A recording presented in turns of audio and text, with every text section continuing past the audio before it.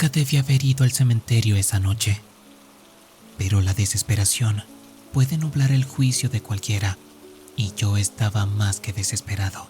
Mi nombre es Diego Morales, y esta es la historia de cómo mi vida se convirtió en una pesadilla de la que no puedo despertar. Todo comenzó en San Jerónimo, un pueblo perdido entre las montañas de Oaxaca. Un lugar donde el tiempo parece haberse detenido, donde las calles empedradas y las casas de adobe guardan secretos que nadie se atreve a mencionar. Mi familia siempre había sido pobre, y yo estaba cansado de ver a mi madre llorar por las deudas y a mi hermano menor pasar hambre. Necesitaba dinero, y lo necesitaba rápido. Fue entonces cuando escuché la leyenda. En el pueblo se murmuraba sobre un cementerio abandonado en las afueras, un lugar maldito donde, según decían, se podía invocar a un demonio. No cualquier demonio, sino el Señor de la Medianoche, una entidad que concedía deseos a cambio de algo. Al principio lo tomé como una tontería, una de esas historias que los viejos cuentan para asustar a los niños. Pero una noche, después de que el banco amenazara con quitarnos nuestra casa, decidí que no tenía nada que perder. El cementerio estaba más lejos de lo que pensaba. Caminé durante horas bajo la luz de la luna, con solo una vela y un puñado de sal como protección. Cuando llegué, el lugar era tan espeluznante como me lo habían descrito. Cruces rotas, lápidas cubiertas de musgo y un silencio tan denso que podía escuchar el latido de mi propio corazón. Siguiendo las instrucciones que había escuchado en el pueblo, dibujé un círculo en el suelo con la sal y encendí la vela en el centro. Luego, recité las palabras que había memorizado, aunque mi voz temblaba tanto que apenas podía pronunciarlas. Invocamos al Señor de la Medianoche, aquel que concede deseos a cambio de sacrificios. Te ofrezco mi alma a cambio de riqueza y prosperidad. Al principio no pasó nada, solo el viento silbaba entre las tumbas. Pero entonces, la vela se apagó de repente y una fría brisa me envolvió. Sentí como si alguien estuviera observándome, aunque no había nadie más ahí.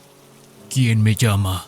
La voz era grave, como el eco de un trueno, y salía de todas partes a la vez. Casi me desmayo del miedo, pero me forcé a mantenerme firme. Soy yo, Diego Morales. Necesito tu ayuda. Todo tiene un precio, Diego Morales. ¿Estás dispuesto a pagarlo? Asentí, aunque mis piernas temblaban. Sí, te ofrezco mi alma. El demonio rió, una risa que resonó en mis huesos. Tu alma no es suficiente. Quiero más. ¿Qué más quieres? Cada noche, a la medianoche, entregarás a un ser querido, uno por uno, hasta que no te quede nadie a quien amar. El corazón me latía con fuerza. ¿Entregar a mis seres queridos? ¿A mi madre? ¿A mi hermano? Pero la voz del demonio era persuasiva, casi hipnótica. Tendrás riqueza más allá de tus sueños. Nunca más volverás a pasar hambre. ¿No es eso lo que quieres? Finalmente asentí. Acepto. En ese momento una ráfaga de viento me golpeó y todo se volvió negro. Cuando desperté, estaba en mi cama, como si todo hubiera sido un sueño. Pero no lo era. En mi mesa de noche había un montón de billetes, más dinero del que había visto en toda mi vida. Me sentí eufórico, pero esa sensación duró poco. Esa noche, justo a la medianoche, escuché un golpe en la puerta. Abrí, y allí estaba mi hermano menor, Juan, con los ojos vidriosos y una expresión vacía. Juan, ¿qué haces despierto a estas horas? No respondió.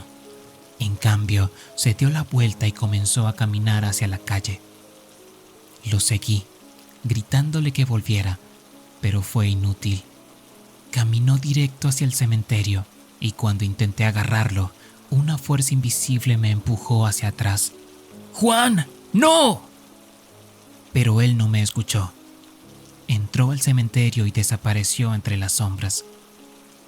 Lo busqué durante horas, pero no había rastro de él. Al día siguiente, encontré otro montón de billetes en mi mesa.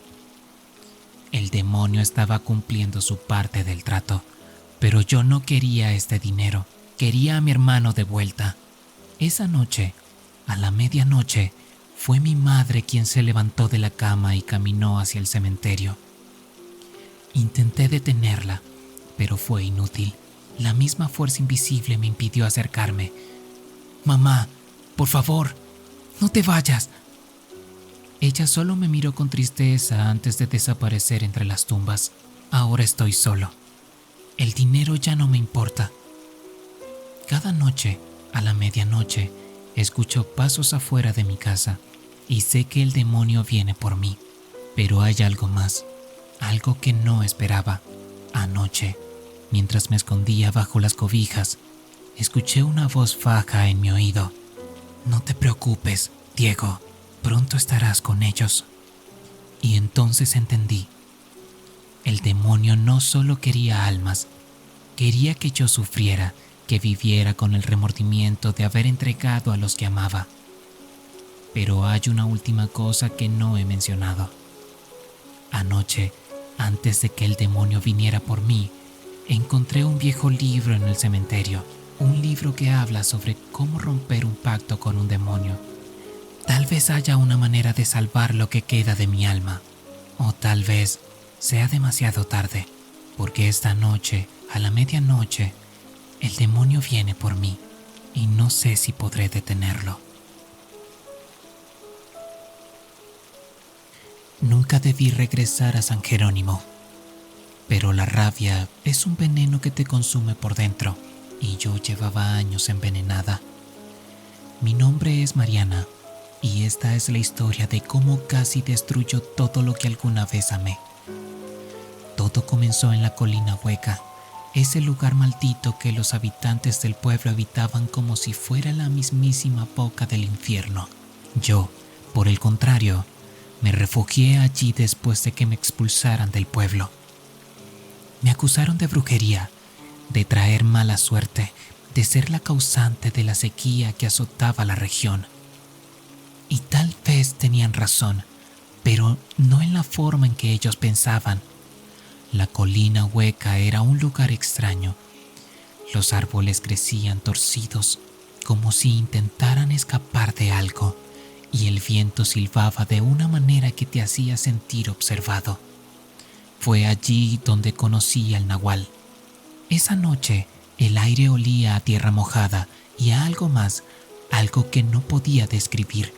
Estaba sentada frente a una fogata, murmurando palabras que mi abuela me había enseñado, cuando de repente sentí una presencia detrás de mí. Me giré lentamente y allí estaba, una figura alta y oscura, con ojos que brillaban como brasas. «¿Qué quieres?», pregunté, tratando de mantener la voz firme. «Tú me llamaste», respondió la criatura. Su voz era una voz rasposa que parecía venir de todas partes a la vez. «¿Quieres venganza? Yo puedo dártela». No supe cómo, pero en ese momento supe que era un nahual, un ser que podía tomar la forma de cualquier animal y que, según las leyendas, estaba ligado a los espíritus de la tierra. Yo no creía en esas cosas, pero la desesperación puede hacer que hasta el más escéptico crea en lo imposible. «¿Qué debo hacer?», pregunté, sintiendo cómo el miedo y la emoción se mezclaban en mi pecho. «Solo déjame entrar», dijo el nahual, extendiendo una mano oscura y huesuda. «Yo haré el resto». Y así fue como hice el pacto.